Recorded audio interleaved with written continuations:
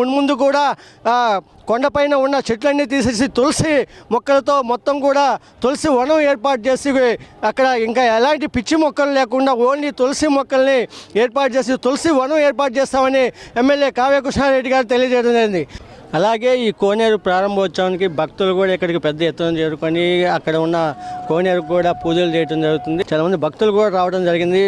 ఒకసారి ఆ భక్తులను కూడా అడిగి తెలుసుకునే ప్రయత్నం చేద్దాం. సార్, ఏ ఊరండి మీది? నెల్లూరు. ఎప్పుడు ప్రతి సంవత్సరం వస్తారా? ఇదే ఫస్ట్? మా అత్తగారు ఈ ఊరే. 18 సంవత్సరాల నుంచి వస్తున్నాం. సార్, ఎలా ఉంది? గతంలో ఎలా ఉంది, ఇప్పుడు ఎలా ఉంది? బాగుంది. ఈ సంవత్సరం బాగుంది, బాగా చేస్తున్నారు. గతంలో కోనేరు ఎలా ఉండేది? కోనేరు మామూలుగా మట్టిగా ఉండింది. అది ఇప్పుడు శుద్ధంగా టీడీపీ ప్రభుత్వం వచ్చి శుద్ధంగా కట్టారు. బాగానే ఉంది. ఎవరు చేయిస్తున్నారు అనుకుంటున్నారు? ఏమిరెడ్డి ప్రభాకర్ రెడ్డి వాళ్ళు ఎమ్మెల్యే వాళ్ళు చేయిస్తున్నారు. ఎమ్మెల్యే గారు బాగానే పనులు చేస్తున్నారా? చేపిస్తున్నారు. అలాగే ఏ కార్యక్రమాలు గతంలో కూడా మీరు మీ అత్తగారు అంటున్నారు చాలా సంవత్సరాల నుంచి వచ్చి ఉంటారు ఇక్కడికి. గతంలో లేని ఇప్పుడు ఏమున్నాయి కొత్తగా? 2 గుళ్ళు కట్టారు, శుద్ధంగానే ఉంది ఇప్పుడు. ఇంతకుముందు కానీ ఇప్పుడు బాగుంది.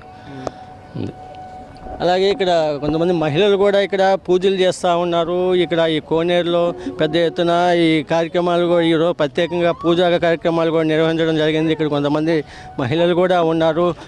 ఎక్కడి నుంచి వచ్చారమ్మా మీరు? నెల్లూరు. ప్రతి సంవత్సరం వస్తారా? ఇదేనా ఫస్ట్? ప్రతి సంవత్సరం వస్తాం. ఎలా ఉంది ఈసారి ఇక్కడ ఈ కోనేరు ఎలా ఉందమ్మా? ఈసారి బాగుంది. బాగా చేస్తున్నారా? బాగా అభివృద్ధి జరుగుతుందా? బాగా జరుగుతుంది.